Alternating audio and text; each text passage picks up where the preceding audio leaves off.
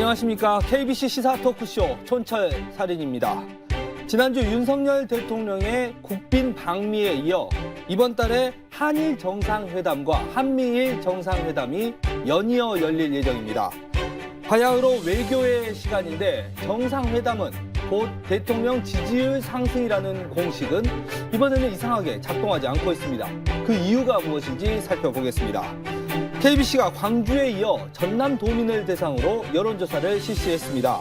현역 국회의원에 대한 교체 열망, 민주당 일색에 대한 거부감, 이번 여론조사에서도 여실히 드러났습니다.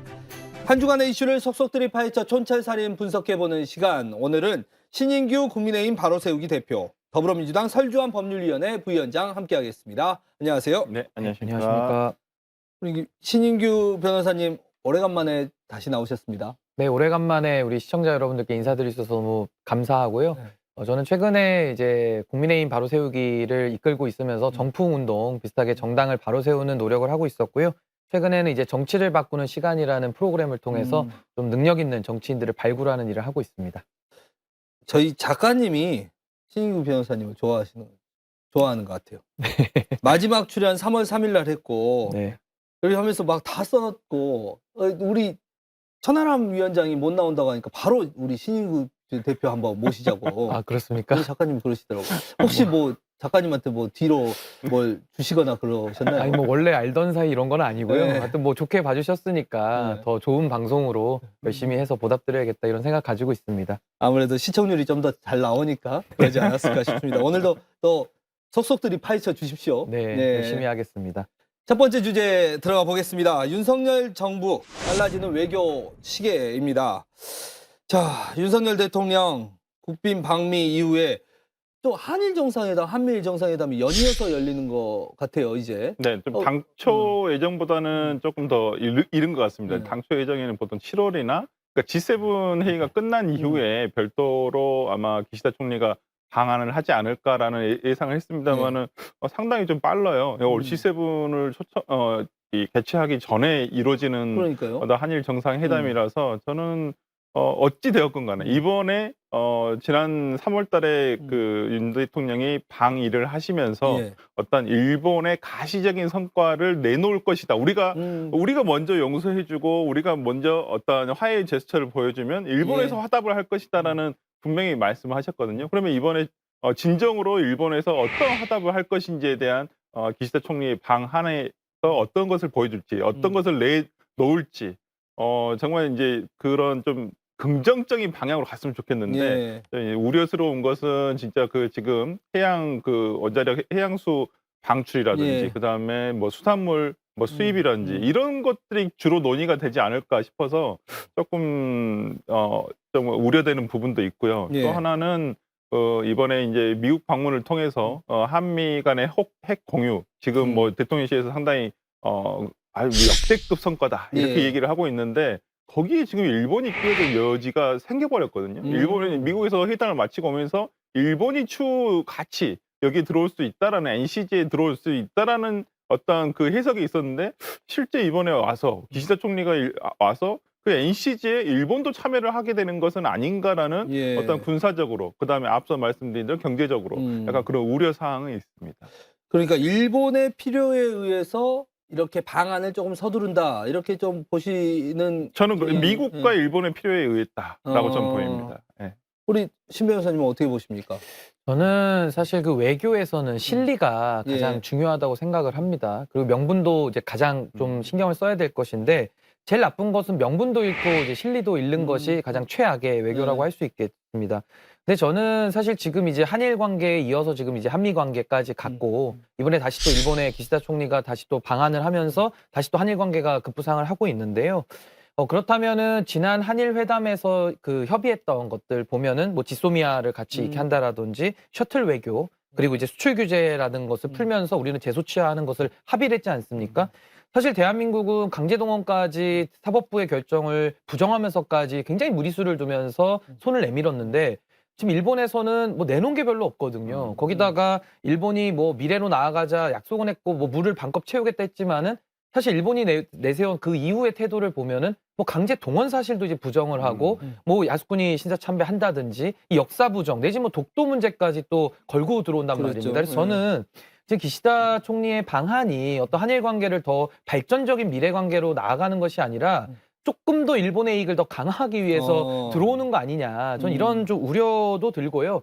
사실 더 중요한 것은 한국과 미국 동맹 관계죠. 그리고 한미일은 공조 관계입니다. 근데 거기서 중요한 것은 미국의 전략적 이익과 일본의 전략적 이익, 그리고 대한민국의 전략적 이익이 교집합도 있지만은 여집합도 있는 거거든요.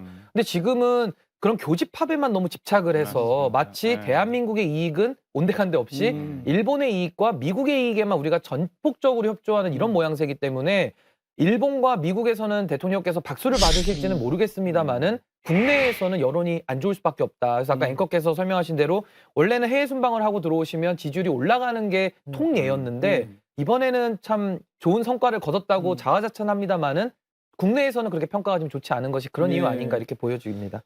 그런데 우리나라 대통령이고 우리나라 이익을 위해서 국익을 위해서 당연히 정상회담도 하고 그렇게 하실 거 아닙니까? 네네. 그렇다면 이거를 어떻게 해석을 해야 됩니까? 그 저희가 이렇게 네. 말한 대로 정말 국익을 해하기 위해서 이런 정상회담을 하는 건 아니지 않겠습니까? 그렇죠. 네. 그러니까 윤석열 대통령의 어떤 그 외교 스타일은 그런 것 같아요. 내가 일단 술 한잔 살게 이번에. 그럼 네가 다음에 사. 이런 얘기예요. 근데 이제 외교라는 것이 상대방과의 어떤 상대방 국가와의 친밀도도 물론 중요하지만은 내가 이번에 한다 해서 꼭 다음에 저쪽에 판단한 보장이 없지 않습니까? 그건 국제관계라는 것은 시시각각 변하는 것이고 예. 적과 아군이 오늘의 적이 내일은 또 아군이 될 수도 있는 게 국제 외교 관계이고 그렇게 진짜 특히나 지금 상황에서 진짜 대통령실에서 신냉정 체제로 지금 들어간다라고 하고 있을 만큼 중국과 미국의 지금 역할, 세계에서의 역할 구도가 지금 바뀌어가고 있는 상황이거든요. 특히나 중국 같은 경우에는 오히려 중동이라든지 그다음에 지금 뭐 러시아와의 관계, 그다음 우크라이나 전쟁 가에서 본인들이 중재자 역할을 하려고 하고 있어요. 지금 굉장히 저는 정말 충격적이었던 게 뭐냐면 얼마 전에 마크롱 대통령이 중국 방문을 통해서 예. 경제적 실익을 다 얻어갔어요. 맞아요. 에어버스도 네. 뭐 몇십 배 이상 수주를 하고, 그러니까 미국의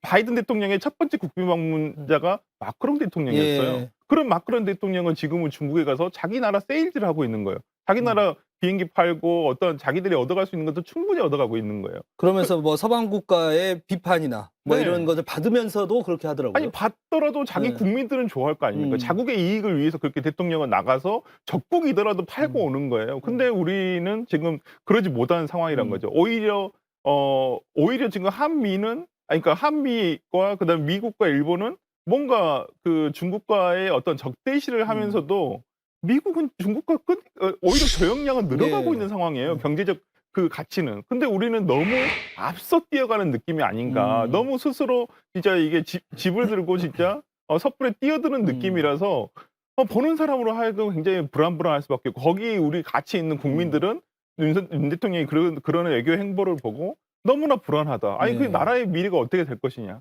아니 저는 모르겠습니다. 이제 며칠 전에 대통령은 그 뭐 기자들 어떤 간담회 예. 깜짝 방문을 통해서 정말 이제까지 역대급의 외교 성과였고 그리고 뭐 지금 뭐 왜 우리가 중국에 대해서 이렇게 할 수밖에 없는 상황에 대해서 그럼 어쩌란 말이냐라는 얘기로 약간 소박한 말투로 이렇게 말씀하셨어요. 저는 그렇게 어떤 외교에 있어서 너무 뭐 이렇게 저간이면 이게 흑백 논리로서 이것을 다가갈 것이 아니라 여러 가지 방식이 있는데 너무 좀 급하게 가고 너무 좀 극단적인 방법을 취하는 것은 아닌가에 대한 국민의 우려를 좀 깊이 좀 들으셨으면 좋겠다. 예, 저는 그렇게 생각합니다. 이거 어떻게 풀어나가야 됩니까? 어쨌든 외교라는 것이 정보량이 서로 또 비대칭하잖아요. 저희 국민들이 바라보는 정보량과 어떤 대통령실이라든지 정부는 다른 뭐 여러 가지 고려해야 할 사안들도 많을 테고 또 그러면서 또 설명도 해줘야겠지만 이게 좀 납득이 안 되다 보니까 많은 분들이 좀 실망하시고 이런 모습도 나타나요. 어떻게 해소를 해야 되죠? 네, 우선은 대통령이 외교에 관한 전권을 가지고 있죠. 그러니까 국가 원수이기도 하고 대한민국의 대표자입니다. 그래서 그렇죠. 해외에 나가서 뭐 국격을 높여야 되는 책무도 있는 것이고요. 또 국민들을 대신해서 어떠한 결단도 때로는 필요할 때는 저는 해야 된다고 생각을 합니다. 가장 대표적인 것이 노무현 전 대통령께서 이라크 파병이라는 것을 결단하면서 그래도 국익을 지키기 위해서 지지층과 갈등했던 모습도 있었거든요. 그래서 저는 뭐 지도자의 결단 자체를 부정하고 싶지는 않은데요. 현재 윤석열 정부의 외교 전략을 저는 두 가지에서 좀 문제를 삼고 싶은데 첫 번째는 무원칙입니다. 그러니까 원칙이 없기 때문에 상당히 좀 즉흥적이다라는 평가를 받을 수밖에 없고요. 그 대표적인 예가 그 외신과의 인터뷰, 뭐 러시아와 우크라이나의 관계를 지금 가뜩이나 복잡한 것을 뒤늦게 우리가 외신을 통해서 첨언하면서 러시아와의 관계를 좀 꼬이게 만들었던 거. 그러면서 또 중국에 대한 언급까지 하면서 가만히 있던 중국의 뭐 이렇게 심기를 또 건드는, 물론 중국의 그런 무례한 반응에 대해서는 우리 국민들이 분노할 수 있습니다만은 조금 전체적인 전략에서는 굳이 왜 중국에 대한 문제를 지금 언급하느냐라는 비판은 따라 나올 수 있다 이렇게 보고요. 두 번째는 저는 이제 결단주의, 그러니까 결단적인 모습이 저는 또 문제라고 보는 것이, 이 부분은 국민들과 야당에 대한 설득이 전제가 돼서 대통령이 어떤 국론을 하나로 모은 다음에 국익에 대한 설득을 통해 가지고 해외에 나가서 외교를 하면은 더 빛이 났을 텐데 지금은 뭔가 순서가 거꾸로 됐거든요. 대통령이 혼자 결단하고 국민들한테 설득도 잘 안 합니다. 그리고 본인이 다 옳다라는 약간 오만한 태도를 보이다 보니까 국민들 입장에서는 아니 생각이 많이 다른 겁니다. 그래서 저는 이 부분에 대해서는 대통령실이 어떤 원칙을 좀 더 정확하게 수립할 필요가 있고 조금 더 국민과 야당과 더 소통을 통해서 이런 외교 성과를 더 발전시켜 나갈 의무가 있다. 저는 이렇게 봅니다. 말씀하신 대로 우리 신 변호사님 말씀하셨는데 네네. 민주당과 그러니까 야당, 뭐 정의당도 있고 뭐 이렇게 야당과의 소통, 이 외교 문제에 있어서는 거의 단절인 것 같아요. 그러니까 보통 다녀오시면 네. 기존에는 대통령이 뭐 이렇게 외국 순방을 다녀오시면 외교 성과를 공유하기 위해서 뭐 국회의장이라든지 아니면 뭐 야당 대표, 여야 당 대표를 다 모집해서 보통 이제 옛날에 청와대 시대에는 뭐 상춘제라든지 이런 데서 뭐 차담을 한다든지 뭐 식사를 한다든지 뭐 그러면서 어떠한 뭐 이번 외교 성과에 대해서 그다음 후속 절차가 필요할 거 아닙니까? 입법적으로 보완도 필요한 것이고 아니면 야당에서 이런 부분에 대해서 조금 뭐 어떻게 도와줄 수 있는 부분이 있으면 아니 요청도 할 수 있고 요청도 하고 설득도 하고 좀 미진한 부분이 있으면 이건 여기 되면 정부 외교 정책이라는 게 한 번에 끝나는 게 아니지 않습니까? 이번에 갔다가 뭐 수없이 이렇게 계속 할 거 아닙니까? 특히나 한미 외교 정상회담을 제일 많이 한 대통령을 제가 찾아보니까 이제까지 우리가 한미 정상회담이 이번까지 해서 74차례가 있었어요. 제법 많이 근데 했습니다. 제일 많이 하신 분은 이명박 대통령이었어요. 11차례를 했더라고요. 그다음에 문재인 대통령이 10차례를 하셨고 박근혜 대통령이 9차례를 하셨어요. 한미 정상, 그러니까 한국과 미국이 그만큼 혈맹임에도 불구하고 그 5년 재임 기간 동안 10번 정도를 거의 만나신다는 거예요. 모든 대통령들이. 그렇다고 한다면 어차피 외교라는 것은 한 번의 성과로 만남으로 끝나는 게 아니라 이 후속 절차 계속 이어지는 것이거든요. 그렇다고 네. 한다면 우리가 이번에는 이렇게 뭐 조금 뭐 져주는 모양새가 있고 이번에 좀 성과가 없은 모양새가 있더라도 그러나 공개되지 않은 앞으로의 어떤 미국과의 플랜에 이런 거에 있어서도 야당과 공유를 통해서 그 공개를 하지 않더라도 야당에서 이런 부분에 대해서 협조를 구할 수 있는 좀 그런 내용이 있어야 되는데 뭐 야당 대표도 만나지 않겠다. 뭐 절대 안 만나겠다는 것이고 뭐 며칠 전에 뉴스에 나왔습니다마는 그냥 새로 뽑힌 원내대표가 있으니까 원내대표직이 교체됐으니까 원내대표부터 만나겠다고 하는데 민주당으로서는 대표도 안 만났는데 그렇죠. 받아들이긴 쉽지 않죠. 원내대표가 만난다는 것이 쉬운 문제는 아닙니다. 저는 뭐 기존에 차라리 원내대표라도 만나라고 했지만은 또 원내대표 새로 뽑힌 박강원 원내대표 입장에서는 아니 이재명 대표도 아직 안 만나고 있는데 자기가 먼저 만나는 것도 좀 모양새가 안 좋다라고 판단했기 때문에 저는 그렇게 거절을 했다라고 보고요. 저는 어떻게 됐든 간에 대통령실에서 뭐 민주당뿐만 아니라 야당의 뭐 정의당이든 뭐 다른 당의 어떤 대표들을 좀 이렇게 같이 모여서 차담 형식이라도 해서 저는 뭐 1시간, 뭐 시간이 중요한 게 아니라고 보고요. 어떤 그런 기회를 갖는다는 것이 국민들에게 어떤 그 내용, 방금 신 변호사님께서 얘기해 주신 대로 국민에 대한 설득의 과정의 하나라고 보일 수 있기 때문에 저는 대통령실에서 좀 이런 부분에 대해서 적극적으로 고려를 했으면 좋겠다 생각합니다. 국민에 대한 설득 당연히 필요하죠. 그런데 이제 야당의 어떤 협치를 구하고 하는 것은 다른 측면에서 봤을 때 야당이 계속해서 그 정상회담 기간에 너무 과도한 비판을 위한 비판. 그러니까 대통령실에서 입장에서 봤을 때는 너무 과도한 거 아니냐. 내가 그래도 국가 대표로 나온 건데 이런 서운한 감정 이런 것들이 좀 섞여 있지 않을까 이런 생각도 드는데 어떻습니까? 예, 뭐 아무래도 그런 서운한 감정 있으실 수 있다고 보고요. 그러나 전 두 가지를 기억해야 된다고 보는 것이 대통령은 무한 책임을 지는 자리이기 때문에 다 네. 감수를 해야 되는 것이고 반대로는 우리 국민의힘도 야당일 때 똑같이 했습니다. 그러니까 뭐 이것은 뭐 과거를 좀 돌이켜 보면은 다 여야가 이거는 선수교체를 해서 늘 있었던 일이라고 보고요. 저는 지금 그 외교 안보 사안에서까지도 이렇게 충돌하는 이런 모습이 참 국민들 보시기에는 너무나도 볼썽사나울 수밖에 없고 정치에 대한 신뢰도가 가뜩이나 없는데 더 떨어뜨리는 것밖에 되지 않거든요. 근데 저는 지금 정부 여당의 태도가 정치를 이해함에 있어서 너무 좀 각세우는 거 내지는 잘 싸우는 거 이제 이런 식으로 좀 이해하고 있지 않나라는 좀 우려가 듭니다. 그러니까 정치라는 것이 서로 대안을 놓고서는 경쟁을 할 수는 있지만 다 대한민국을 잘 되게 하자고 서로 건강한 경쟁을 하는 게 정치인 것이고 어떠한 결정을 내려지면은 본인들을 지지하는 지지자들에 대해서 정치인들이 설명도 하고 또 서로 이해도 구하고 이러면서 대한민국을 서로 통합시켜 나가는 이게 정치의 저는 본령이라고 생각하거든요. 근데 지금은 그런 정치의 본래의 기능은 사라지고 누가 더 잘 싸우나 그리고 누가 민주당에 대해서 더 이렇게 비판을 열심히 하는가 이제 이런 걸로써 정치인의 역량을 지금 평가하고 있거든요. 그럼 민주당도 마찬가지겠죠. 그래서 저는 뭐 여야가 거의 비슷한 수준에서 싸우고 있습니다만은 그래도 집권 여당이 국정 운영에 무한 책임을 부담하기 때문에 저는 먼저 손을 내밀고 포용하는 정책을 써야 된다. 저는 이렇게 봅니다. 이제 윤석열 대통령이 취임한 지 1년이 되어 가는데 지금 상황에서는 여야가 계속해서 좀 갈등 또 대통령실까지 참전하고 있는 상황이잖아요. 그러니까 지금 문제가 뭐냐면 아니 국민의힘이 동의하지 않은 법안에 대해서는 계속 거부권을 쓰겠다고 지금 얘기를 하고 있는 부분이에요. 지금 가장 최근에 화두가 됐던 부분들이 이제 간호법이라든지 예. 이런 내용들인데 아니 그럼 국민의힘이 동의하지 않은 법에 대해서는 의회에서 가장 중요한 원칙이 뭡니까?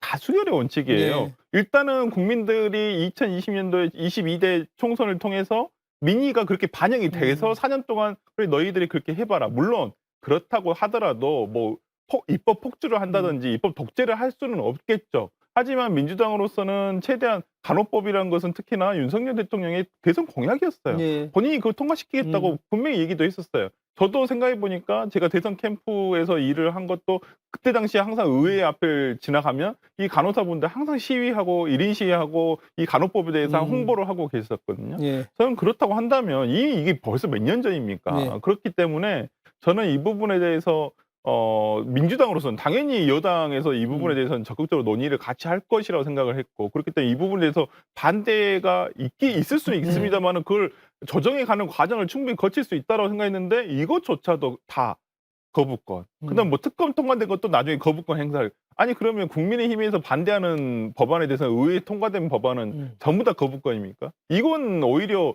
행정부의 독재죠. 예. 이건 의회 무시고 저는 그렇기 때문에 지금 윤석열 대통령이 1년 동안 보여준 건 뭐가 있습니까? 의회를 통해서 되는 건 아무것도 없습니다. 의회에 대해서 멸시하고 의회를 적으로 알고 잠재적으로 본인의 어떤 세력, 같이 할 수 없는 정치 세력이라고 판단을 하고 그건 제가 볼 때 민주당뿐만 아니라 저는 국민의힘에 대해서도 똑같이 생각을 하고 있다고 봐요. 자신의 우군이라고 결코 생각하지 않는다고 저는 보기 때문에 뭐 얼마 전에 태영호 오히려 대통령실에서 다음 공천에 대해서까지 의원들 특히나 여권의 최고위원에 대해서까지 얘기를 한다는 것은 저는 그런 면에서라면 지금 대통령실이 의회를 바라보는 어떠한 그 시각이 굉장히 지금 잘못돼 있다. 그렇기 때문에 뭐 1년 동안 보여준 것도 없지만은 앞으로도 계속 이러한 스탠스가 계속된다면 저는 앞으로 1년도 내년 총선까지도 똑같이 갈 것이다 생각합니다.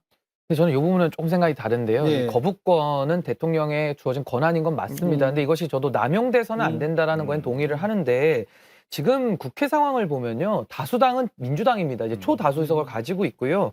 저는 민주당이 과거에 대해서 반성을 하지 않기 때문에 지금 신뢰를 못 얻고 있다고 봅니다. 예를 들면 검수완박 법안이라든지 임대차 3법에 대해서 밀어붙였다가 국민들이 그 많은 피해를 받았고요. 저희 국민의힘이 많이 부족합니다만은 당시에는 반대하는 의견을 지속적으로 냈거든요. 근데 이것에 대해서도 헌재 판단이 나와도 그 민영대 의원이 다시 복당을 합니다. 그러니까 이런 상황 속에서 전 민주당이 과연 의회 민주주의를 지금 현재 말할 수 있는 그런 뭐 반성이나 성찰을 제대로 했는가 먼저 저는 여쭙고 싶고, 두 번째는 저는 뭐 양곡관리법이랑 간호법은 좀 구별해서 봐야 된다고 보는데요. 뭐 양곡관리법에 대한 거부권은 저는 좀 과도하다고 봅니다. 물론 전 양곡관리법에 동의하지는 않습니다만은 뭐 통과시킬 수 있다고 봐요. 근데 이 간호법 같은 경우는 첫 번째, 이건 의료 체계를 전반적으로 흔드는 일이거든요. 근데 여기에 대해서는 그 검수완박대와 마찬가지로 이런 전문 직역에 대한 시스템을 바꿀 때는 양당이 합의를 하는 게 좋습니다. 그래야 제도가 안정적으로 발전될 수 있고 의료 서비스를 이용하는 국민들의 생명과 보건을 지킬 수 있다는 측면에서는 전 이것을 이렇게 급히 서두를 필요가 있는가라는 건 의문이 남고요. 또 하나는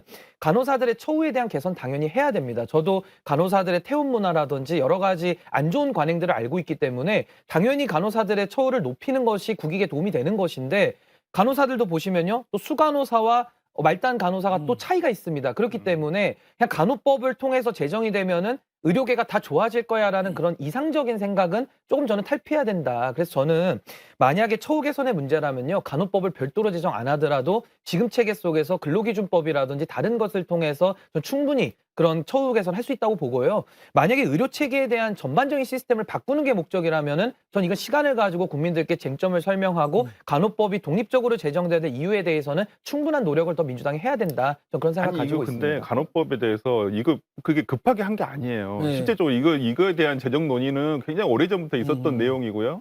그리고 아까도 말씀드렸다시피 대선 기간 전부터도 제가 이걸 현장에서, 그러니까 여의도에서 매번 왔다 갔다 하면서 봤던 부분이에요. 그때부터도 논의가 있었어요. 그래서 윤석열 대통령이 그 여야가 그때 여당 야당 대표 대선 후보 둘 다 간호법에 대해서 제정을 하겠다라고 공약을 했던 부분이에요. 이건 공통 공약 사항이에요. 그렇기 때문에 저는 이 부분에서 우리가 지금 하는 거가 오히려 늦었으면 늦은 거지 이르지 않다는 거예요. 근데 이거에 대해서 논의를 하자고 하니까 의사협회는 파업하고, 물론 사실적인 부분에서 어떤 단체 간의 직역 간의 갈등 관계가 있다는 것은 충분히 압니다. 저도 근데 이거에 대한 우려는 아까 신 변호사님 말씀을 하셨다시피 의료 체계 전반에 대한 체계를 흔드는 것은 저는 아니라고 봅니다. 우려하는 것은 이 돌봄이란 단어 때문에 간호사가 단독 개업을 할 수 있지 않느냐. 근데 그건 보건복지부에서 불가하다라는 어떤 해석이 나왔어요. 그렇기 때문에 지금 우리가 우려를 하고 있는 뭐 간호사가 독립적으로 독자적으로 병원을 개설한다, 이런 것은 절대 있을 수 없어요. 저도 그건 반대입니다. 그리고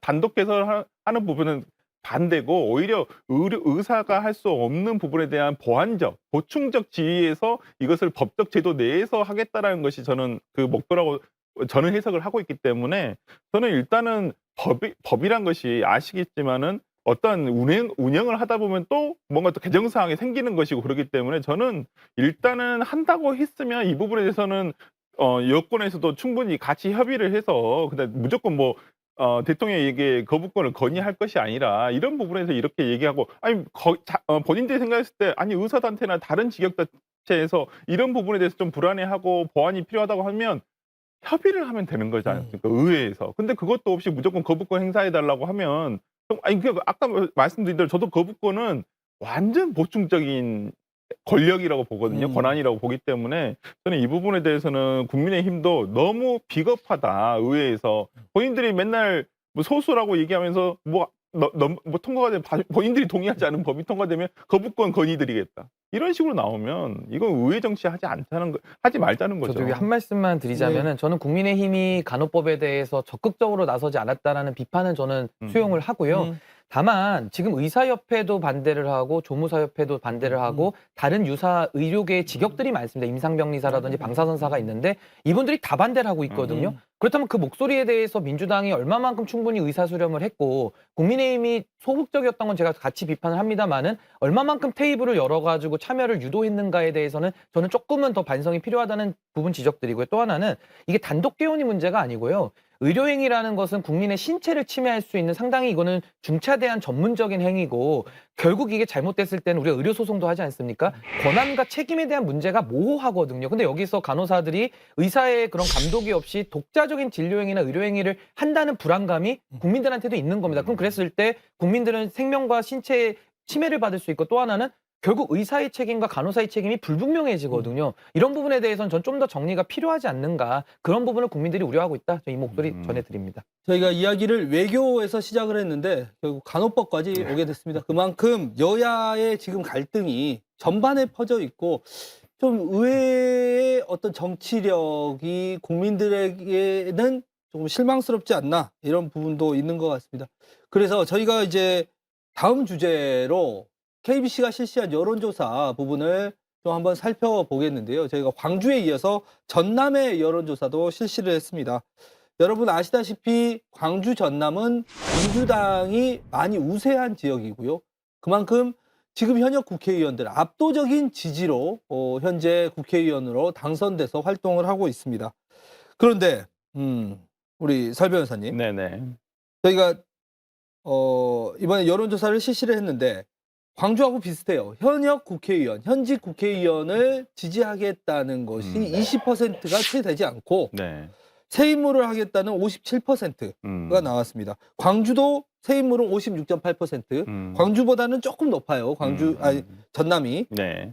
그렇지만 여전히 현직 국회의원에 대한 불신을 여론조사에서 드러내줬는데 네. 어떤 이유 때문이라고 보신가요? 일단은 뭐 두 가지 이유라고 저는 네. 봅니다. 첫 번째는 의원 본인의 개인 역량의 문제가 있었다고 저는 보고요. 그다음에 두 번째로는 어떤 구도라든지 어떤 민주당 내에서의 입지 문제도 저는 있다고 봅니다. 예. 예. 하나는 어떤 개인기가 있어야 돼요. 국회의원 300명이 우리가 뭐 진짜 뭐 언론 지상에서 보는 사람들이라든지 뭐 몇 명 안 되거든요. 기억할 수 예. 300명 중에 정말 기억에 남을 만한 의원들은 제가 봤을 때 50명도 채 되지 않은 거예요. 여야를 다 통틀어서.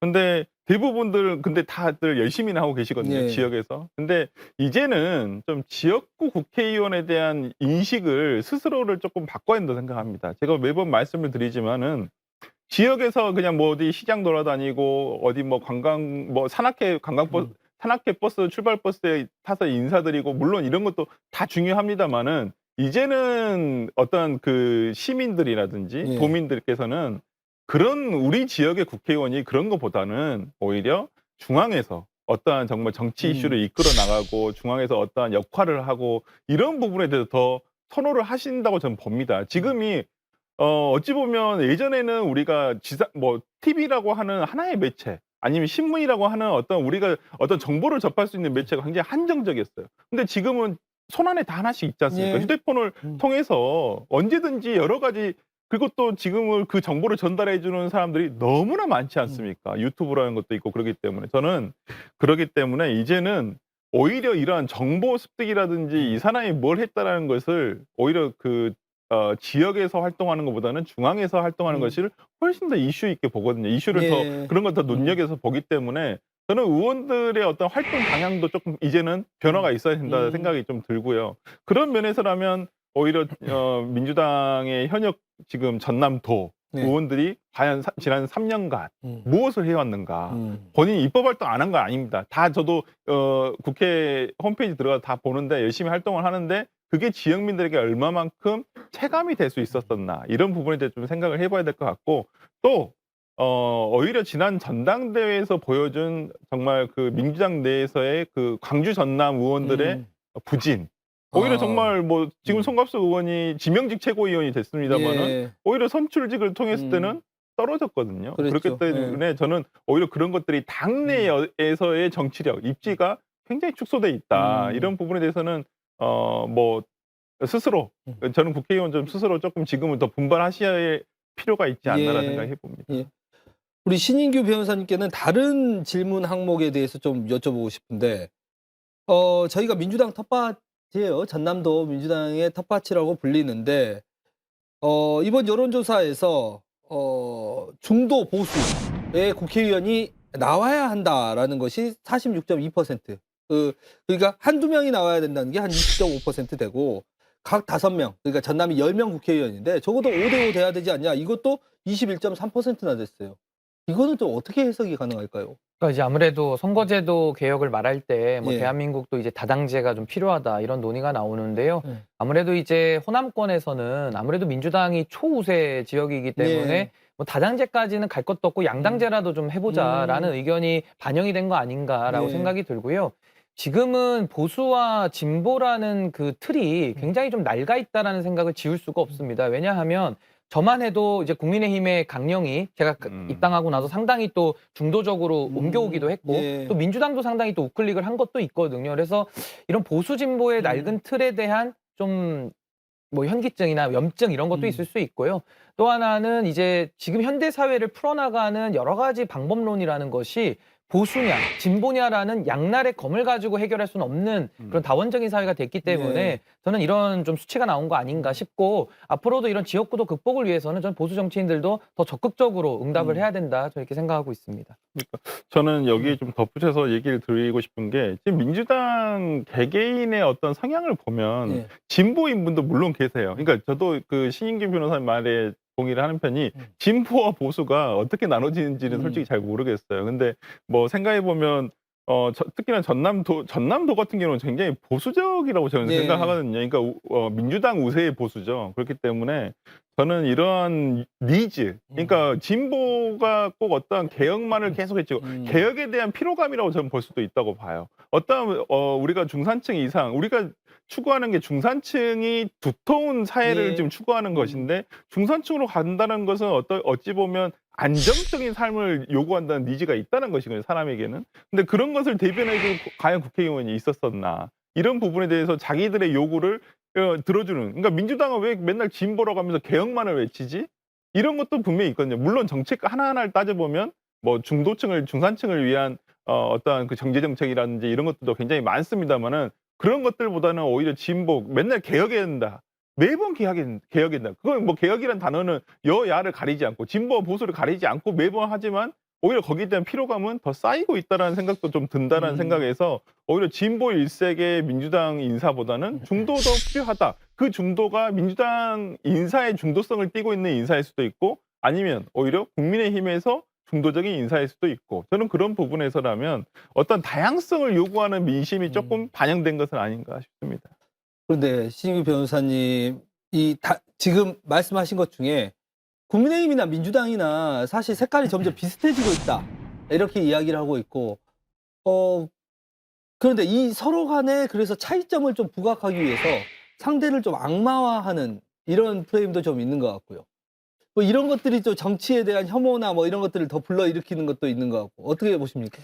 저는 사실 양당 체제잖아요. 그러니까 뭐 역사성은 제가 부정하지 않습니다. 아무래도 국민의힘은 과거 군사 독재부터 시작이 돼서 뭐 YS 대통령이 들어오면서 민주화 세력이 일부 결합된 그 지금의 국민의힘이 탄생이 된 것이고 민주당은 또 야당을 계속 해오면서 또 민주화에 가장 큰 공이 있는 정당이고 지금은 이제 노무현 대통령 이후에는 또 기득권화돼서 지금은 또 아무런 개혁의 메시지를 내지 못하는 지금 이런 약간 애매한 어정쩡한 상태거든요. 근데 저는 양당의 가장 큰 문제는 이게 이념과 비전을 중심으로 정당이 모여서 정권을 획득하는 것이 가장 예측 가능한 정치의 모델인데 대한민국 정치는 제가 봤을 때 보수 진보라는 것은 편의상 나누는 것이고요. 네. 양당이 이념과 비전이 없습니다. 그러니까 이념과 비전이 없다 보니까 그 자리에는 인물이 섰죠. 그래서 과거에는 삼김 정치를 통해서 삼김이 지역 기반을 통해 가지고 이제 정치를 쉽게 했고요.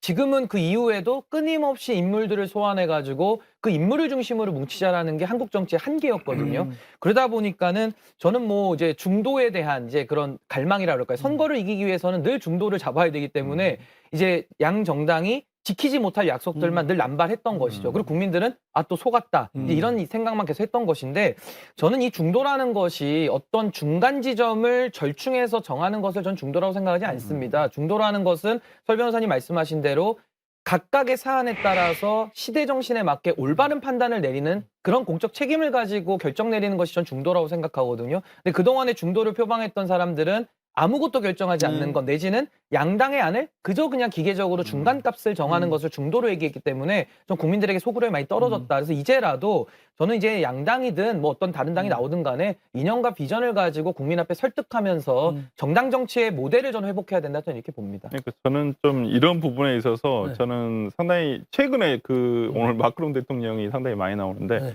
저는 마크롱 대통령이 처음에 대통령이 됐을 때의 어떤 그런 정치 운동 모델이 굉장히 필요하다라고 보여요. 우리나라에 물론 마크롱 대통령이 생각하는 어떤 정치적인 색깔은 좀 다를 수 있지만 우리나라에도 그런 어찌 보면 가장 진보적인 단체에서 선명성을 띠고 있는 것은 진보당이라는 네. 정당이 있어요. 확실히 거기는 진보적인 색깔을 띠고 정책적이라든지 정말 타겟팅을 노동자에게 맞춰가지고 지금 하고 있거든요. 저는 그런 부분에서는 필요하다고 보이고요.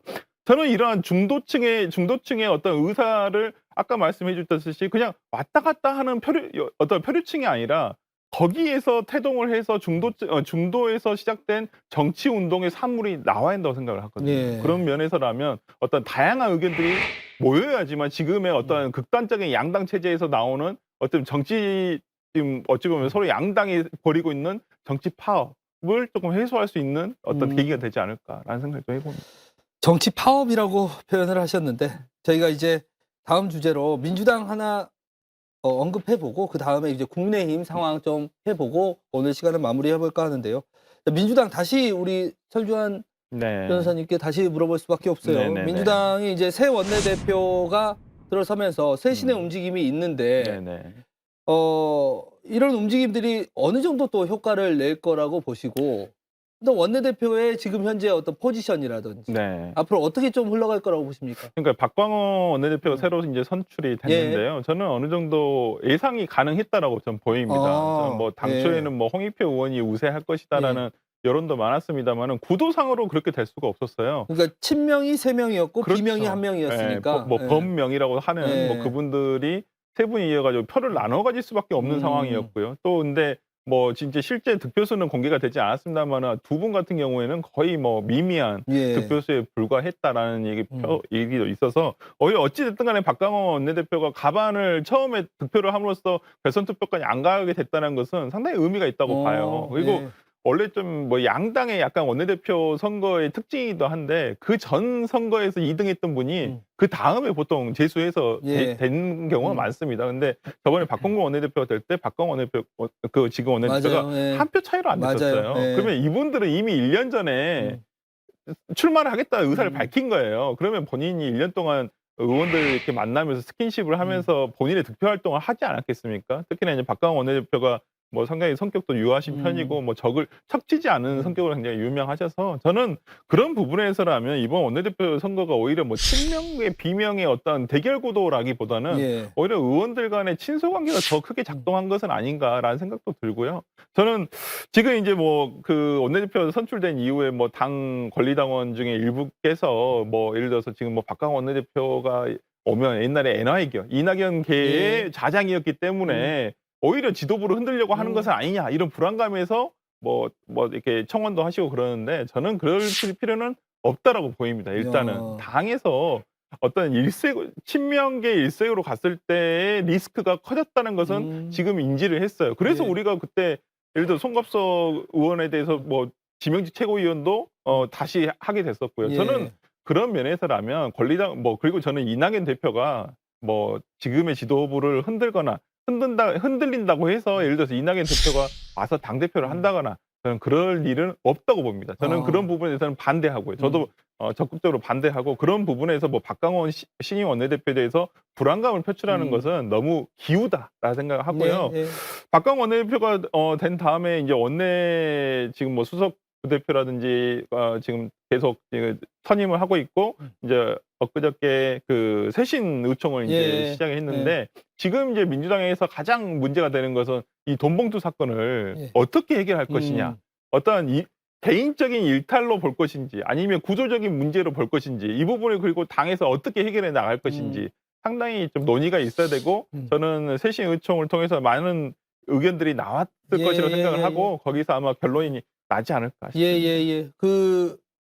어쨌든 민주당이 지금 굉장히 어려운 상황이고 민주당도 쇄신을 하겠다고 하고 있어요. 우리 신 변호사님 보시기에 민주당이 조언을 해주신다면 어떤 방향으로 좀 쇄신이 있어야 된다 이렇게 보십니까? 민주당은 쇄신의 방향을 논할 게 아니라요. 쇄신이 가능한 집단인지를 먼저 한번 물어봐야 된다라고 저는 생각을 합니다. 이 쇄신을 하려면은 어떤 동력이 필요하거든요. 근데 그 동력이라는 것이 그냥 생기지 않습니다. 제가 봤을 때는요. 반성이 있으면은 그 안에서 동력이 나오고요. 희생이 있을 때 또 그 안에서 동력이 나올 수 있습니다. 그것도 없다면은 명분을 가지고 저항이라도 해야 동력이 나오는 것이거든요.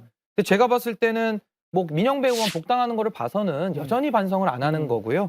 희생은 제가 봤을 때 가장 책임이 없는 오영환 의원 한 분이 희생을 하셨기 때문에 뭐 별로 이것도 그냥 오영환 의원에 대한 동정론만 있지 별로 뭐 전체적인 반향이 없고 명분 있는 저항도 보이지 않습니다. 그냥 박광원 뭐 비명계라고 합니다마는 뭐 얼마만큼 이분이 전 저항하실지도 모르겠습니다마는 지금도 저항하는 거에 대해서는 당내에서 또 반발 움직임이 있지 않습니까? 예. 그래서 저는 이 동력이 없기 때문에 저는 어떠한 개혁에 대한 명분 그리고 혁신에 대한 이름을 얘기해도 국민들이 이제는 믿지 않는 지경에 왔다라는 게 전 냉정한 평가고요. 저는 박광원 원내대표에 대해서 뭐 인품이 좋고 정치력이 좋다는 얘기는 평판이 되게 잘 돼 있으시더라고요. 예. 근데 이것이 저는 오히려 더 역설로 작용할 가능성이 높다. 그래서 전 이분의 경력도 되게 좋으세요. 대변인도 하셨고 최고위원도 하셨고 사무총장도 하셨는데 이분이 법사위원장 하면서 검수완박을 주도하신 분이거든요. 예. 근데 여기에 대해서도 아무런 지금 이런 방구 얘기가 없지 않습니까? 그러면서 돈봉투 사건을 잘 해결해 주길 바라는데 과거를 보면 오늘이 보이는 거고 오늘을 보면 내일을 볼 수 있거든요. 그래서 저는 박광원 원내대표에 대해서는 크게 기대가 안 되기 때문에 이재명 대표와 지분 나누기를 통해서 저는 현역들의 기득권을 더 강화하는 방향으로 나아갈 것이다. 그러나 국민들께는 쇄신할 것 같은 목소리는 자주 내줄 것이다. 저는 이렇게 네. 봅니다. 조금 다른 주제로 음. 지금 어쨌든 이번 민주당의 현재 상황은 송영길 전 대표와 뗄래야 뗄 수 없는 상황이고 네. 이 송영길 전 대표 현재 이제 검찰에 자진 출석을 했지만 검찰에서는 무시로 좀 일관을 했어요. 문전박대를 좀 당했죠. 네. 또 어떻게 좀 민주당 내에서 또 법률위원회에 계시니까 네. 어떻게 좀 이거를 해소해 나가고 음. 하실 계획이신지. 그러니까 송 대표가 며칠 전에 검찰청에 자진 출석을 하시고 상당히 참 민망한 모습을 보이셨는데 네. 참 안타깝더라고요. 저도 그때 방송 중에 이걸 현장 중계를 통해서 봤었는데 네. 예, 저도 이제 검찰청에 같이 참여를 하러 많이 가보지만은 그런 경우는 잘 없거든요. 보통은 티타임이라도 한번 하죠. 네, 그래서 좀 저는 뭐 송 대표도 조금 굳이 저렇게까지 하실 필요가 있으냐 답답하시니까 저렇게까지 했으리라고 생각을 하지만은 참 검찰도 야속하다. 그냥 오셔서 차 한잔 드리고 보내도 되는 부분을 굳이 저렇게까지 진짜 면박을 주는 것이라서. 근데 입구에서부터 너무 검찰에 대한 비판을 좀 세게 하면서 들어갔어요. 그래서 네. 좀 그러더라도 뭐 그냥 뭐 하시고 싶은 얘기가 뭔지 한번 드러나 보겠다 해서 뭐 간단하게 취지만 정도만 볼 수 있거든요. 그러니까 검찰 조사에 정식 조사가 아니라 면담이라는 절차도 있어요. 그래서 뭐 조서를 작성하지 않고 그냥 면담하는 절차가 있거든요. 그래서 그런 것들을 뭐 운용을 해서 서로 얼굴 붉힐 필요가 없었었는데 조금 그런 부분들이 송영길 대표에게는 조금 뭐 좀 남사스러운 모습이 됐습니다만은 민주당으로서는 지금 공식적으로 송 대표에 대한 어떤 지원을 하거나 이러지는 못하고 있습니다. 탈당을 그렇죠. 하셨기 때문에 그래서 이제 뭐 좀 조심스럽게 지금 당 내에 대해서 이런 부분을 지금 어떻게 해결할 것인가. 특히나 지금 국민의힘 뭐 얼마 전에 터져 나온 뭐 태영호 의원이라든지 김연아 의원 같은 경우도 공천 장사를 했다라는 내용들이 있지 않습니까? 그러니까 민주당이라고 그런 게 없다는 보장이 없어요. 저는 충분히 이 부분에 대해서도 당 내에서 충분히 조사가 이루어져야 되고 특히나 이번 뭐 당대표 선거와 관련한 뭐 돈봉투 또 이것을 저는 한편에서는 저도 제일 처음에 대의원제가 문제가 있다. 대의원제가 있으니까 이런 문제가 터진 것이다라고 했지만 제도의 탓으로만 돌린다는 것은 너무 비겁한 얘기입니다. 어차피 사람이 하는 거면 제도가 있다 해서 어떤 제도가 있다 해서 이게 없어질까요? 그러지는 않다고 보여요. 그렇다고 한다면 그렇더라도 예를 들어서 대의원제를 없애면 돈봉투가 없어집니까? 저는 그렇지는 않다고 보고요. 오히려 대의원 제도를 개선시키고 어떠하면 표의 등가성을 위해서 권리당원과의 표를 등가성을 위해서 어떻게 좀 완화시킬 것인지 아니면 대의원 제도를 유지하면서 이분들에 대한 어떤 당에서의 역할을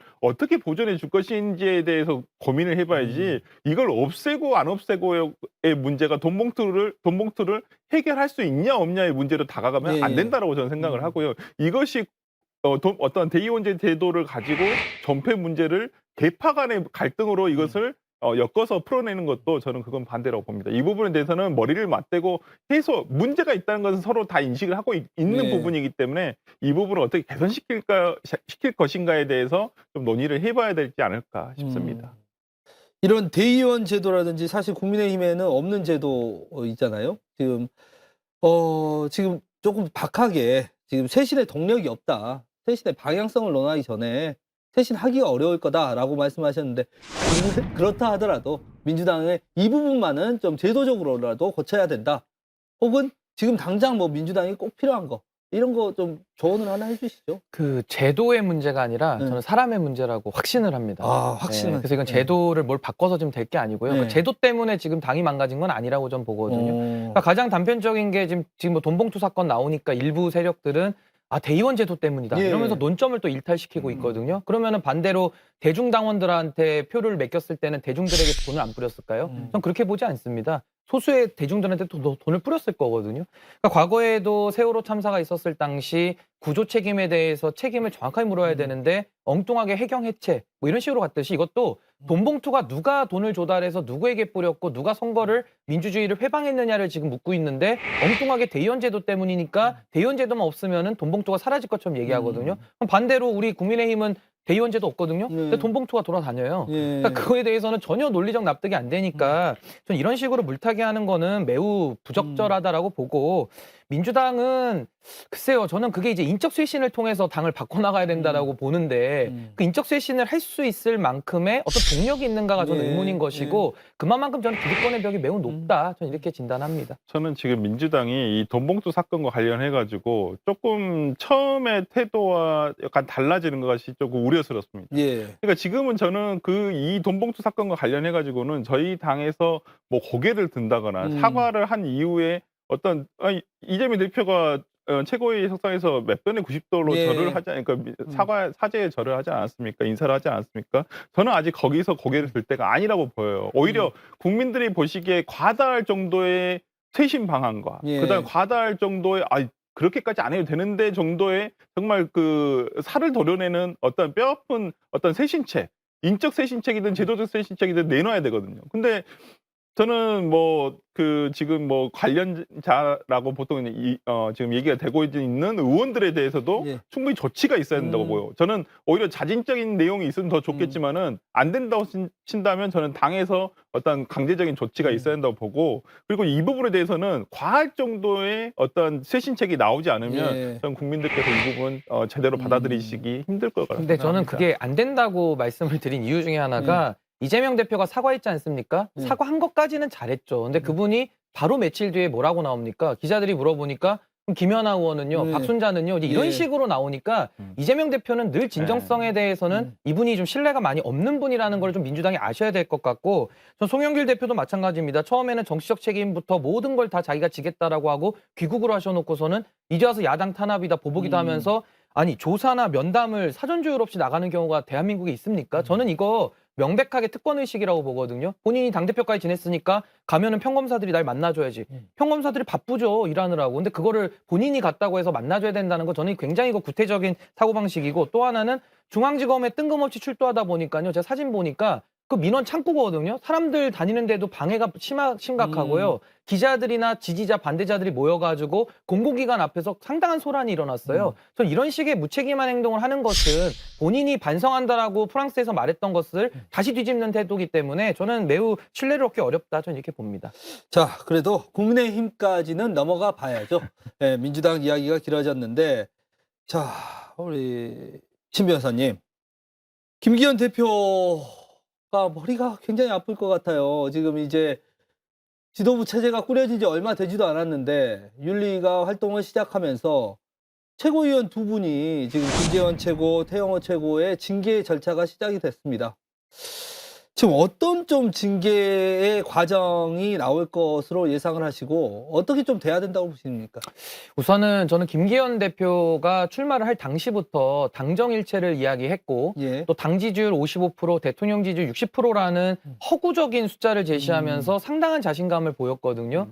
저는 지금 머리 아프고 표정이 안 좋으신데 그럴 바에는 왜 대표 나가셔가지고 이 고생을 지금 하시나라는 생각이 우선 들고요. 네. 저는 태영호 의원의 경우에는 과거에도 지금 여러 가지 설화 때문에 많은 구설수 속에서 당에 부담을 주지 않았습니까? 그렇죠. 저는 거기까지는 전 징계로 봤습니다. 그래서 징계가 저희 당에는 4가지가 있어요. 첫 번째가 이제 제명이고 두 번째가 이제 탈당 권유. 그것도 제명과 유사한 이제 효과고요. 그다음에 당원권 정지 1년부터 3년까지 될 수 있고 그다음에 이제 경고가 있습니다. 저는 근데 태용호 의원이 최근에 그 녹취록이 공개가 되지 않았습니까? 그랬죠. 예. 저는 이 녹취록에 대해서는 대통령실의 개입을 밝혔다는 면에서도 이게 문제지만은 더군다나 그 해명 자체가 상당히 우스꽝스럽습니다. 그러니까 국민 앞에 정직하지가 않아요. 저는 분명히 이진복 수석이나 지금 태영호 의원 간의 진실 게임 내지는 국민들 앞에 전 정직하게 해명하고 있다라고 보이지 않거든요. 예. 전 이렇게 거짓말을 하는 국회의원은 최고위원직을 사퇴하거나 내지는 당에서 제명을 통해서 의원직을 유지하는 것이 아니라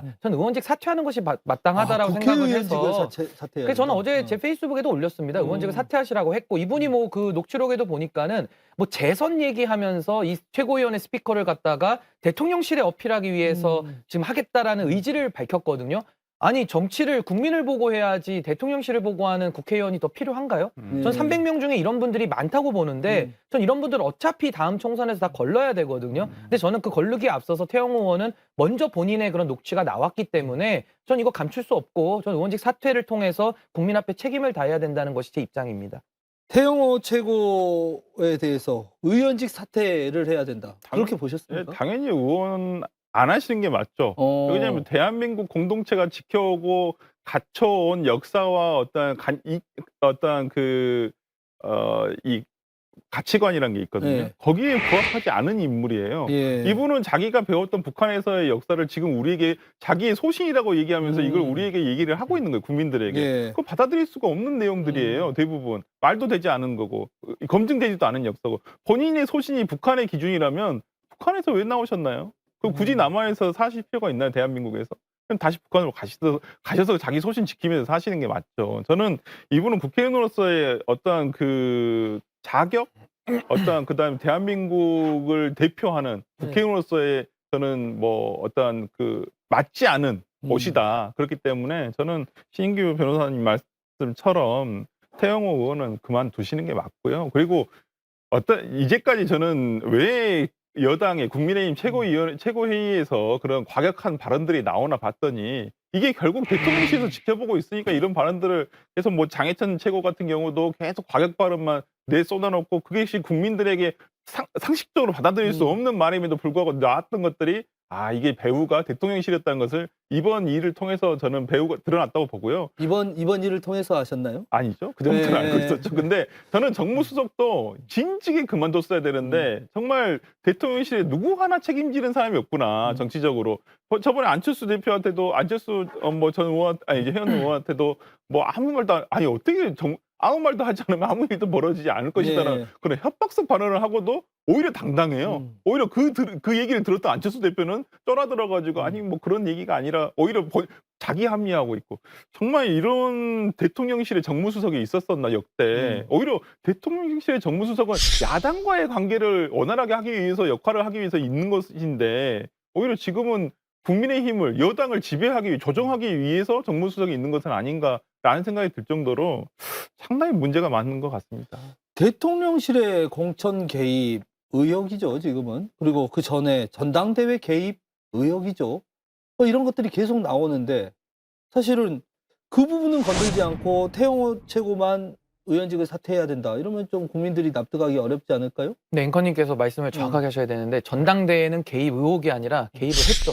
의혹이 아니라 확인이 된 사실이고 정확하게 지금 태영호 의원의 이런 공천 개입에 대한 건 전 의혹이 맞다고 봅니다. 그래서 당시에는 뭐 안철수 후보가 공수처에 고발까지 했어요. 당시에 뭐 국정 운영의 방해 세력이다, 적이다 막 이런 식으로 나왔기 때문에 고발까지 했고 당시에 장제원 의원이 뭐라고 했습니까? 윤심이 당심이고 당심이 민심이다. 다 대통령만 바라보고 정치하자라고 구호를 외쳤거든요. 저는요, 이 공천 개입에 대해서 저는 이게 지금 간단한 문제가 아닌 것이요. 박근혜 전 대통령이 공천 개입을 갖다가 2년의 실형을 선고받았습니다. 법원에서 인정을 했고, 당시에 이것을 기소한 분이 누구냐면 윤석열 대통령이 서울중앙지검 시절에 한동훈 장관하고 같이 이걸 기소를 한 겁니다. 그렇다면은 저는 남을 단죄했다 그러면은 그 기준만큼은 본인이 적용돼야 되지 않겠습니까? 그럼에도 불구하고 이진복 수석을 통해서 이런 공천 개입의 의혹이 나왔다라는 것만으로도 전 이거 대통령께서 사과해야 된다라고 저는 생각을 하고요. 이진복 수석을 누가 임명했습니까? 그리고 저는 이게 태영호 의원이 저는 해명이 전 석연치 않다고 보는 근거가 있는 것이 물론 설 변호사님 말씀하신 대로 태영호 의원의 그간의 행동들이 이해할 수 없었던 것도 있었죠. 그리고 또 하나는 보통 비밀이 보장된 대화에서는요. 진실을 말하기 마련입니다. 우리가 친구들하고 골방에서 사적인 밀담을 나누는데 그때 거짓말을 합니까?